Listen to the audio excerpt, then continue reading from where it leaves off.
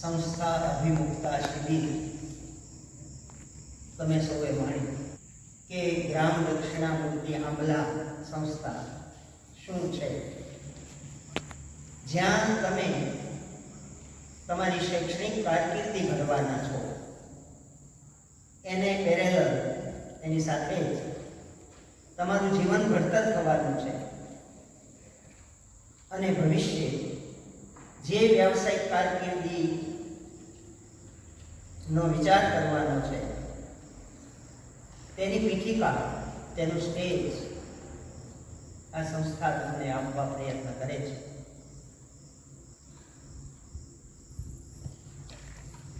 લોકભારતીથી શરૂ કરાય પહેલા ભાવનગરમાં દક્ષિણામૂર્તિ શરૂ થયેલી 1910માં,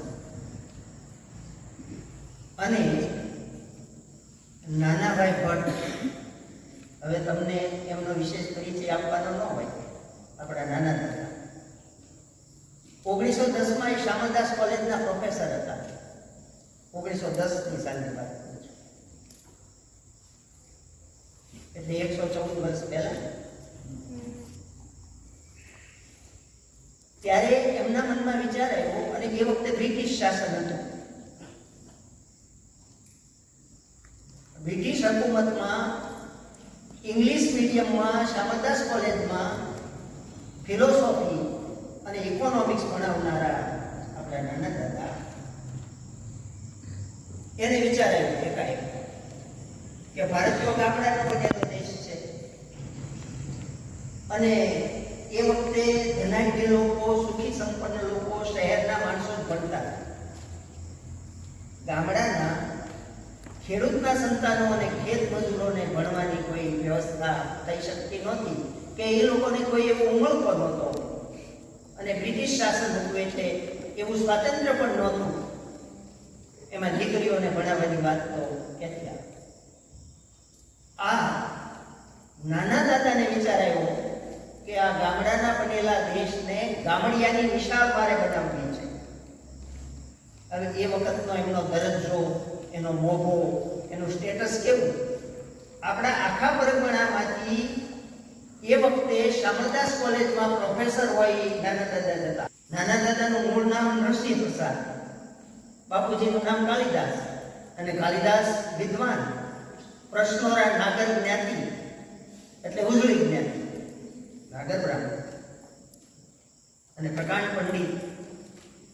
એ વખતે આપણા આખા દેશમાં જેનું નામ અધ્યાત્મ, તંત્ર, મંત્ર અને વિદ્યામાં સૌથી ચડિયાતું હતું, રાજા મહારાજાઓ જેમની આદરપૂર્વક પ્રતીક્ષા કરતા એવા બિલખાના નથુરામ શર્મા, એમણે આ નરસિંહ પ્રસાદને યજ્ઞોપવિત ધારણ કરાય, જનોઈ પહેરે, અને પૂર્ણાભિષેક કરીને અધ્યાત્મની દીક્ષા, એટલે એમના ગુરુ. એટલે નથુરામ શર્માના ઈષ્ટદેવ દક્ષિણામૂર્તિ દેવ, અને દક્ષિણામૂર્તિ દેવ એટલે ભગવાન શિવનું નટરાજ સ્વરૂપ નૃત્ય કરે. એટલે એમના ગુરુની યાદમાં શામળદાસ કોલેજના પ્રોફેસર તરીકે રાજીનામું આપ્યું યુવાની નાના દાદાએ, અને ગામડાઓમાંથી દીકરાઓને લઈને ભાવનગરના રેલવે સ્ટેશન પાસે કપોળ ધર્મશાળામાં 2 ઓરડા ભાડે રાખ્યા. જો ગાય કરેલા જૂના, એ વિલાયતી નળિયાવાળું દુકાન છે ભાવનગર, ભાડે રાખ્યા અને એમાં ગામડામાંથી બિસ્તરો થાળી વાટકો લઈને છોકરાઓને લઈ જાય અને ગામડિયાની વિશાળ દક્ષિણામૂર્તિ દેવના નામથી શરૂ કરી. મહારાજા કૃષ્ણકુમારસિંહજીને ખબર પડી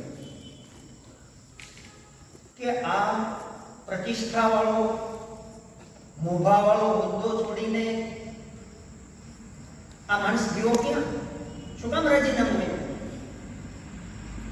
એટલે દિવાન પટણી પ્રભાશંકરભાઈને કહ્યું તપાસ કરો. તો કે એને બોલાવો, ઘોડાગાડી મોકલી અને નીલમબાગ પેલેસ મહારાજાએ કૃષ્ણકુમારસિંહજીએ કહ્યું, જો શબ્દ પ્રયોગ સાંભળજો. મહારાજા સાહેબે એમ કહ્યું કે નાના ભાઈ, તમે આ હોદ્દા ઉપરથી રાજીનામું આપ્યું એ મૂર્ખાઈ નથી કરી? નાના દાદા માત્ર હસ્યા, કોઈ જવાબ ન આપ્યો. કારણ કે એમની પાસે શિક્ષણનું ભવિષ્ય હતું, શાર્પ બુદ્ધિ હતી કે ભવિષ્ય ગામડાના છોકરાઓને ક્યાં પહોંચાડવા છે એનું વિઝન હતું. હસ્યા, કઈ જવાબ ના આપ્યો. અઠવાડિયા પછી તપાસ કરી કે એ શું કરે છે જાઓ તો કે ગામડાના છોકરાઓને લાવીને ગોકુળ શાળામાં દેવોડા ભાડે રાખ્યા છે અને એ જ નિયામક, એ જ શિક્ષક, એ જ આચાર્ય, એ જ પટાવાળા, એ જ ઓલ ઇન વન. આવું તપ કરવું પડે છે. कुछ कर गुजरने के लिए मौसम नहीं मन चाहिए. मौसमની રાહ ન જોવો. ભવિષ્ય આમ સગવડતાઓ મળે તો આમ કરશું એમ નહીં, બસ ઊભું કરી દીધું. અને મહારાજા સાહેબને થયું કે એવું. અને મહારાજા સાહેબ મુલાકાત લીધી દેશી ઓરડા ધર્મશાળા ગાય કરેલી, એક બાજુ ચોકડી, પાણીનું માટલું નાના દાદા રેલવે સ્ટેશનથી ભરી આવે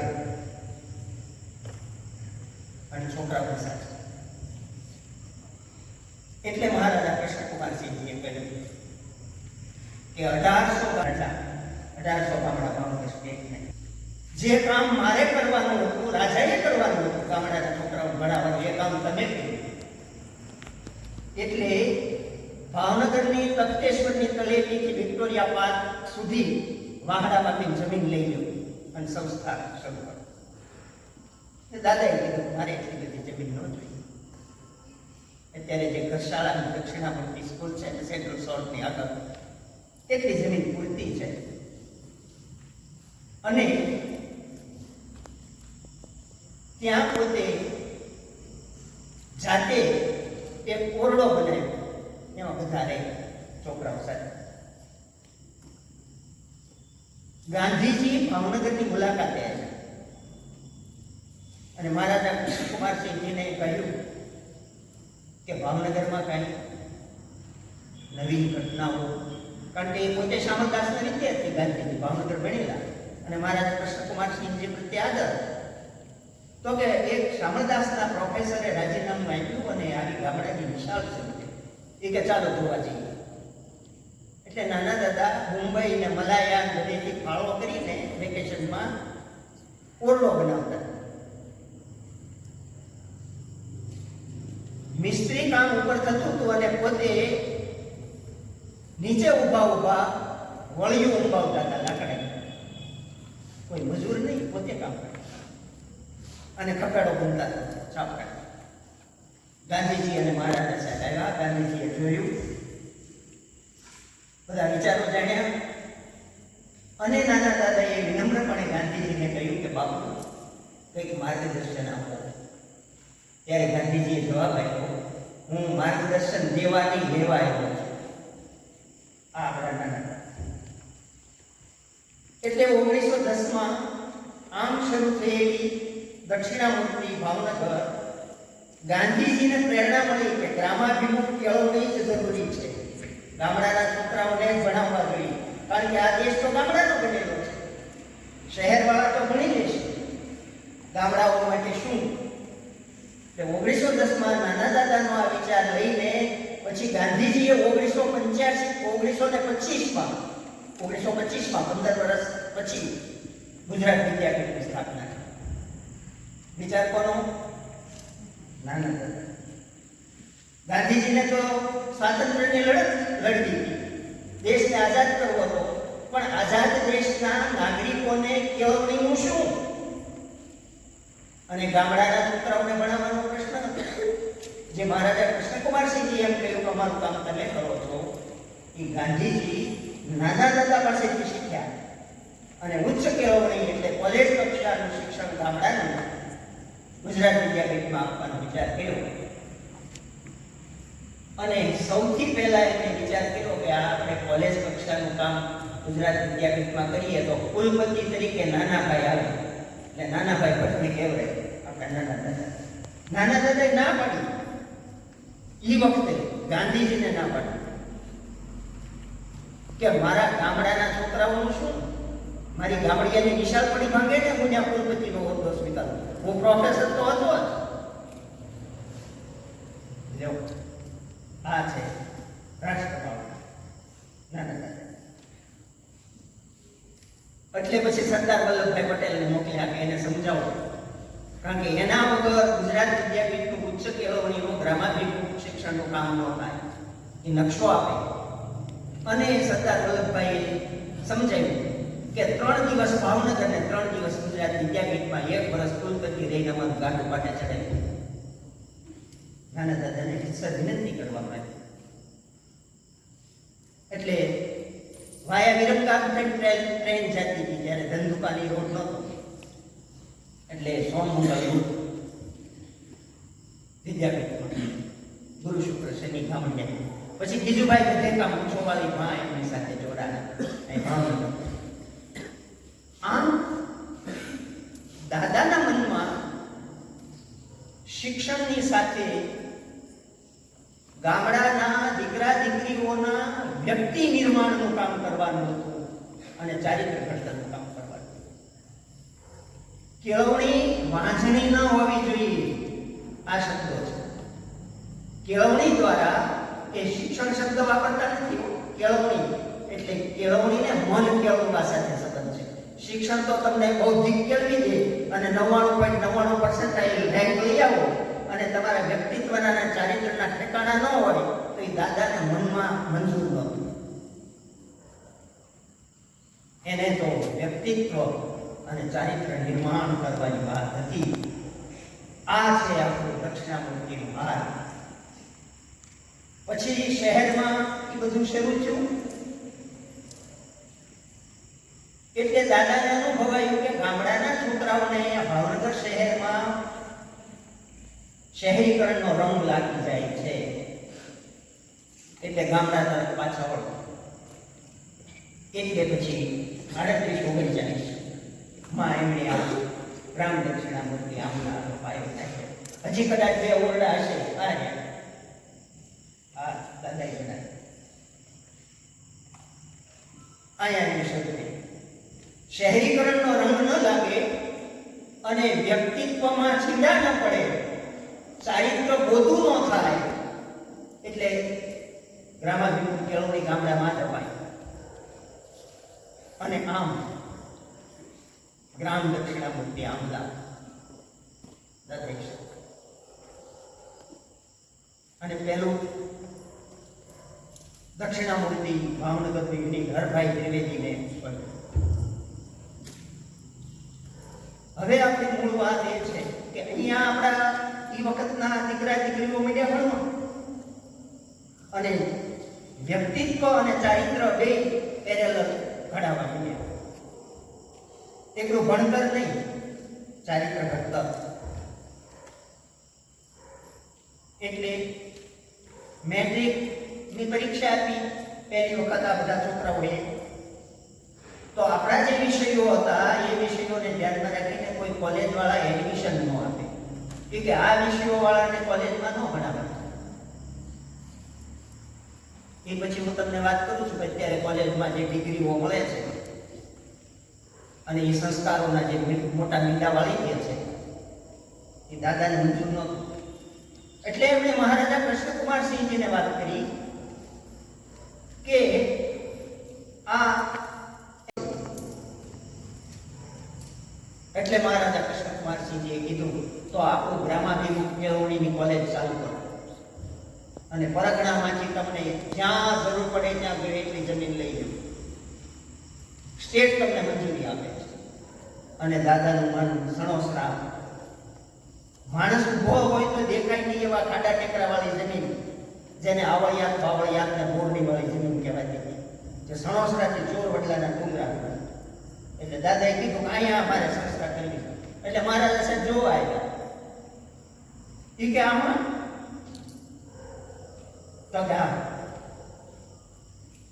અને 1953માં લોક ભારતી ગ્રામાગૃહ કેળવણીની કોલેજ શરૂ થઈ. પછી તો આહવાન મળવા મળ્યા દાદાને સામેથી. મણારમાં ગ્રામ દક્ષિણામૂર્તિ કાળાભાઈ ભટ્ટે કીધું દાદા જોઈએ એટલી જમીન લઈ ગયો. કારણ કે લોકોને ખબર પડી ગઈ કે સંતાનોને ઉત્તમ વ્યક્તિત્વ અને ચારિત્ર ઘડતરનું કામ આ ટૂંકી પોતડીને બાંડિયું પહેરનારો અજાચક બ્રાહ્મણ કરી રહ્યો છે, જે સરકાર કે રાજનીતિ ન કરી શકે. સમજાય છે ને વાત? આપણા ઋષિ નાના દાદા આમ એને આ શરૂ કર્યું.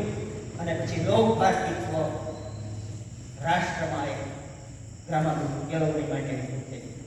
જે દિવસે વિશ્વમાં ગ્રામાભિમુખ કેળવણીનો નકશો નહોતો, વિશ્વની વાત કરું છું, ત્યારે નાના દાદાએ ગ્રામાભિમુખ કેળવણીના શ્રી ગણેશ 1910માં કરીને 1953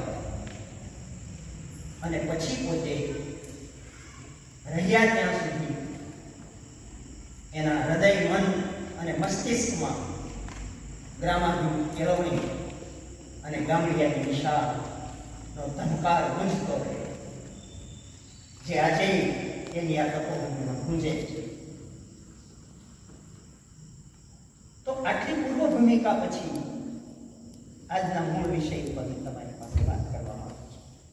તમને ખબર હોવી જોઈએ કે નાના દાદાની ભાવના કેવા વ્યક્તિત્વ અને કેવા ચરિત્ર નિર્માણ માટેની હતી. એટલે મેં આ નાની ભૂમિકા બાંધી. હવે આપણે વાત કરીએ શિક્ષણમાં જીવન ઘડતર આવશ્યક જ નહીં, અનિવાર્ય છે. શિક્ષણ દ્વારા શું થવું જોઈએ? જીવન ઘડતર થવું જોઈએ. એટલી માર્કશીટ નહીં, એટલી ડિગ્રી નહીં. એટલે શિક્ષણની અનેક વ્યાખ્યાઓ છે. એમાંની એક વ્યાખ્યા એવી છે, જીવન જીવવાનું શીખવાડે તે શિક્ષણ. આ વાત નાના દાદાએ પકડી કે અહીંયા શિક્ષણ લેનારો દીકરો કે દીકરી એને જીવન જીવતા આવડવું જોઈએ. એ લાંબા આયુષ્ય સુધી જીવન વેડફે નહીં. હમણાં આપણે ગાતા હતા ને, અંતર ઉજળા હોય, જેના અંતર ઉજળા હોય. આ અંતર ઉજળા હોવા એટલે ચારિત્ર શુદ્ધ હોવું. તમારું ચારિત્ર જ્યાં જ્યાં ગળથોલિયા ખાય ત્યાં તમારું અંતર રોકે કરે, અંદરથી અવાજ આવે. નાના દાદાને આવતો અંતર ઉજળા હોય એટલે આપણે ગાઈએ છીએ તો એ જાણીએ છીએ. વ્યક્તિત્વ નિર્માણ કરવાનું આપણા ભણતર સાથે છે. આપણે બે વાત શિક્ષણની સાથે લઈએ છીએ, વ્યક્તિ નિર્માણ અને ચારિત્ર ભણતર. વ્યક્તિ નિર્માણ એટલે ઉત્તમ નાગરિક તૈયાર કરવો. આ રાષ્ટ્ર માટે ઉત્તમ નાગરિક તૈયાર કરવો, એવું ઉત્તમ વ્યક્તિત્વ નિર્માણ પામે ભણતા ભણતા આપણી સંસ્થામાંથી એ હાર્દ છે ગ્રામીણ દક્ષિણામૂર્તિ. એટલે સંસ્થા અભિમુખતામાં આપણે એનો હેતુ સમજવો જોઈએ. આપણો હેતુ શું છે? વ્યક્તિત્વ નિર્માણ થાય. આ વ્યક્તિ શબ્દ કોને લાગે? ઘેટા પકડાય, ગાય ભેંસને. વ્યક્તિ શબ્દ માત્ર માણસને જ લાગે. કોઈ કૂતરાને એમ કહેવાય કે વ્યક્તિ નબળો છે, કાગડા કહેવાય કે આ વ્યક્તિત્વ નબળું છે. તો વ્યક્તિ કોને લાગે શબ્દ? માણસ. તો વ્યક્તિત્વ કોને પ્રાપ્ત કરવાનું? માણસ. હવે વ્યક્તિત્વમાં શું શું પ્રાપ્ત કરવાનું એ આપણે ટૂંકી વાત કરી લઈએ. તમારું જો વ્યક્તિ નિર્માણ કરવું હોય, ઉત્તમ નાગરિક બનાવો. વ્યક્તિ નિર્માણ એટલે ઉત્તમ નાગરિક જે રાષ્ટ્ર માટે ઉત્તમ કામ કરે, ઘર માટે ઉત્તમ કામ કરે, એટલે કુટુંબ માટે, સમાજ માટે, પોતાના વિસ્તાર માટે, રાષ્ટ્ર માટે. અને હવે તો વૈશ્વિક ખ્યાલ આવી ગયો, ગ્લોબલાઇઝેશન, વૈશ્વિકીકરણમાં પણ તમારું સ્થાન ડોક્ટર એપીજે અબ્દુલ કલામને વિશ્વ સ્વીકારે છે. એ એનું વ્યક્તિત્વ છે ને. નાના દાદાની આ ભાવના છે તમને ભણાવવાની પાછળ, હે ને. એટલે આ ઘડતર છે. એટલે વ્યક્તિત્વ ઘડતર માટે 7 બાબતો આપણે હસ્તગત કરવી છે. કઈ કઈ? બુદ્ધિ, સ્વભાવ, ચારિત્ર, રસ, વલણ, મૂલ્યો અને આદર્શ. આ સાથે સાથ કોના હોવા જોઈએ? માણસના, પશુના નહીં. તમારો સ્વભાવ ઉત્તમ નાગરિક તરીકેનો હોવો જોઈએ. તમારી બુદ્ધિ માણસાઈ ચૂકે એવી નહીં હોવી જોઈએ. નિર્ણય કોણ લે? બુદ્ધિ. આપણે કાંઈ પણ એક્શન મૂકીએ, કાંઈ પણ કરીએ તો પેલા નિર્ણય આવે ને, વિચાર. નિર્ણય બુદ્ધિ આવે છે. એટલે બુદ્ધિ કોની હોવી જોઈએ? માણસની. અત્યારે નાના દાદા ગયા પછી આપણા શિક્ષણમાં જો એ શિક્ષણ પ્રધાન રહ્યા હોય તો ઘણા ફેરફારો થયા હોય કેળવણી. પણ પછી બૌદ્ધિક વિકાસને બદલે બૌદ્ધિક વિલાસ શરૂ થઈ ગયો છે, હે ને. બુદ્ધિ માણસ આ વ્યક્તિત્વના પાસા કહે છે. વ્યક્તિ નિર્માણ કરવા માટે માણસ તરીકે જ તમે નિર્ણયો કરો. ક્યાંય અમાનવીય નિર્ણય નહીં. નિર્ણય કરો પછી વર્તન થાય છે ને. વર્તન પછી થાય, પહેલા નિર્ણય થાય. વિચાર મનમાંથી ઉઠે, બુદ્ધિ નિર્ણય કરે અને તમારો અહંકાર વર્તન કરે, હે ને. રાવણના મનમાં સીતાજીનું અપહરણ કરવાનો વિચાર આવ્યો ને, પછી એની બુદ્ધિએ નિર્ણય કર્યો કે મામા શકુનીને સોનાનો મૃગ બનાવીને મોકલીને હું રામ એને વિધવા જાય એટલે સીતાનું અપહરણ કર્યું. આ રાવણનો અહંકાર છે. એને ભણતર અને ઘડતર સારું ન મળ્યું. સમજાય છે? એટલે તમને સારું ભણતર અને ઘડતર કરવાની વાત શું કામ છે? તમે રાવણ જેવું વર્તન ન કરો એટલે છે ને. તો જો બુદ્ધિ, પછી સ્વભાવ, વ્યક્તિત્વના પાસા. વ્યક્તિત્વમાં શું શું ધ્યાનમાં રાખવાનું? વ્યક્તિ નિર્માણમાં કેટલી બાબતો માણસ તરીકેની ઘડવાની? તો બુદ્ધિની ટૂંકી વાત મેં તમારી સામે કરી. હવે સ્વભાવનું તમે વિચારો જોઈએ તમારા સૌ પોતપોતાના સ્વભાવ વિશે કેમ લાગે છે? અને નાના દાદા જેવા કેટલાય કેળવણીકારોએ કીધું છે, શું ખબર છે? સામેનો જોઈને શીખી લે છે. એટલે નાના દાદાના જે વર્તન વ્યવહારો હતા એ એમની પાસેથી ભણેલા જોઈને શીખી ગયા છે. સમજાણું? એટલે તમારો સ્વભાવ જોઈને બીજા શીખે છે. અને એમાંય તમારે માણસાઈ વાળો સ્વભાવ જ પ્રગટ કરવો પડે. બુદ્ધિ, સ્વભાવ, ચારિત્ર, આ તો બહુ અગાધ ક્ષેત્ર છે. ચારિત્રમાં સત્ય, સાદાઈ, નિયમિતતા, ચોકસાઈ, પ્રામાણિકતા, આ બધું હોવું જોઈએ. અસત્ય એ સારું ચારિત્ર. સાદાઈને બદલે ભૌતિકતાનો ભક્કો એ સારું ચારિત્ર.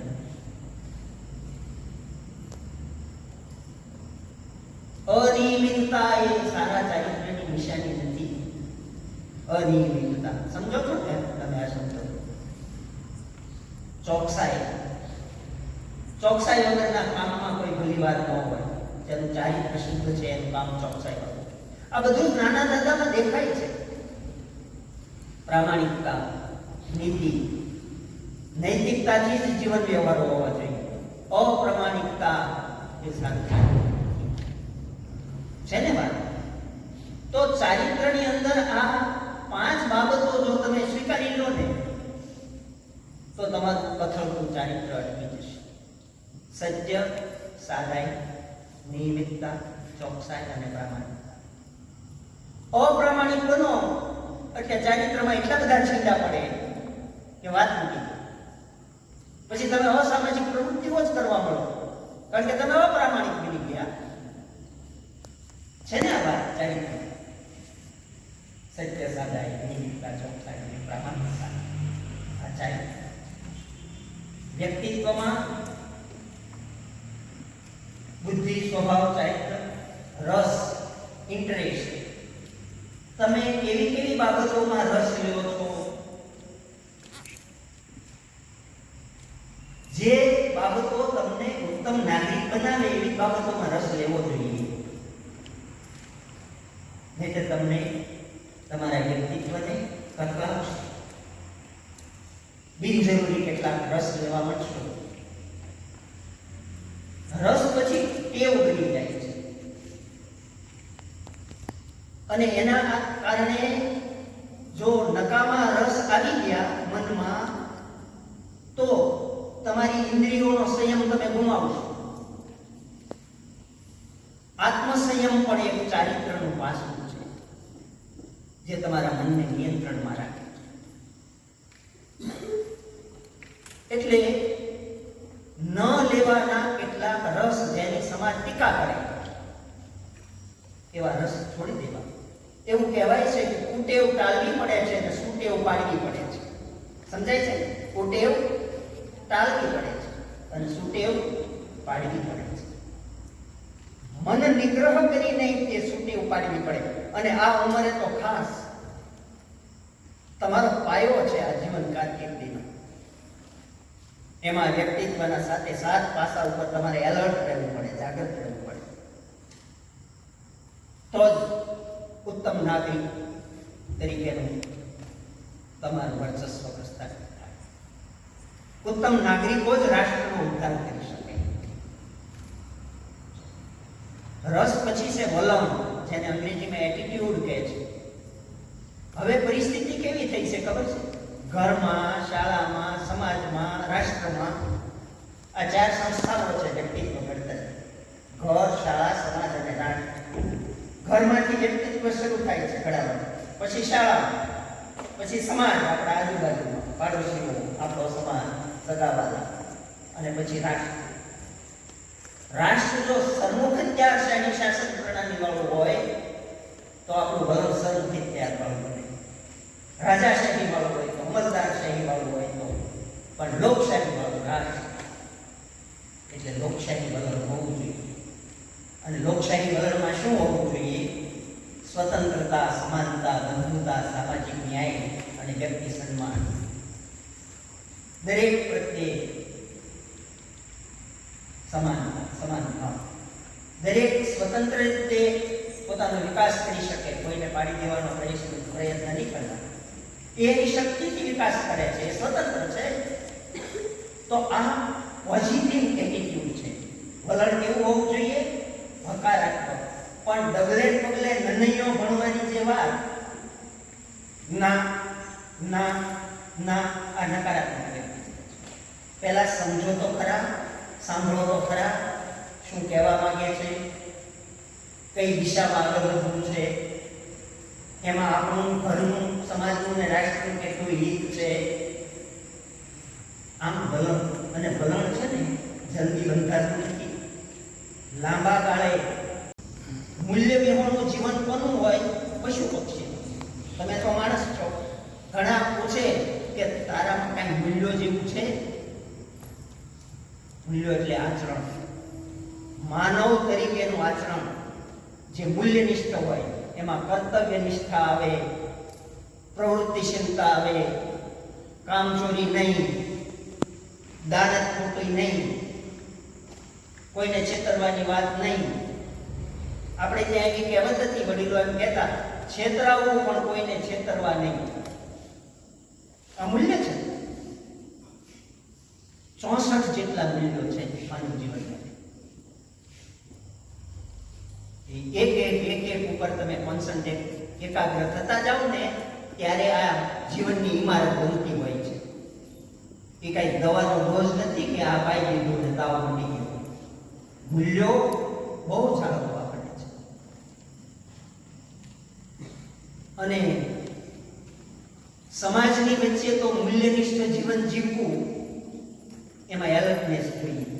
ડગલે ને પગલે તમને લાલચો ગરથોલિયું ખવડાવી દે. લાલચ બુરી બલા. તમારા મૂલ્યની કસોટી તો ત્યાં છે.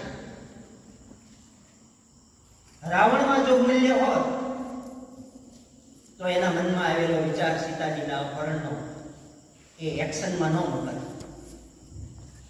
કારણ કે મૂલ્ય વિહોણો માણસ છે ને.